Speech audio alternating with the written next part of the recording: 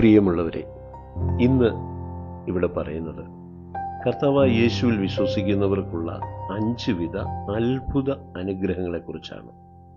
ഈ അനുഗ്രഹങ്ങളെ ആവശ്യമില്ലാത്ത ആരും തന്നെ ഈ ഭൂമിയിലില്ല.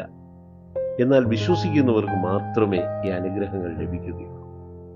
പരിജ്ഞാനക്കുറവ് കൊണ്ടും പാപത്തിൽ ജീവിക്കുന്നത് കൊണ്ടും പൈശാചിക ശക്തികൾ തടയുന്നത് കൊണ്ടും ഈ അനുഗ്രഹങ്ങൾ നഷ്ടപ്പെടാൻ സാധ്യതയുണ്ട്.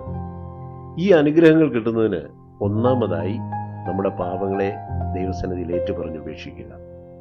രണ്ടാമതായി ലോകരക്ഷകനായ യേശുവിനെ ഹൃദയത്തിൽ കർത്താവും രക്ഷിതാവുമായി വിശ്വസിക്കുകയും സ്വീകരിക്കുകയും ഹൃദയപൂർവ്വം ഏറ്റുപറയുകയും ചെയ്യുക.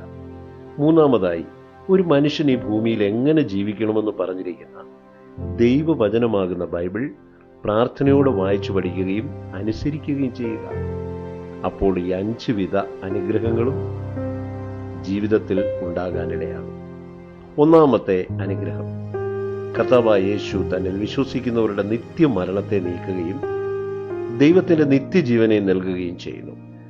രണ്ടാമത്തെ അനുഗ്രഹം, യേശുവിൽ വിശ്വസിക്കുന്നവരുടെ പാപത്തെ പൂർണ്ണമായി വിശുദ്ധീകരിക്കുന്നു.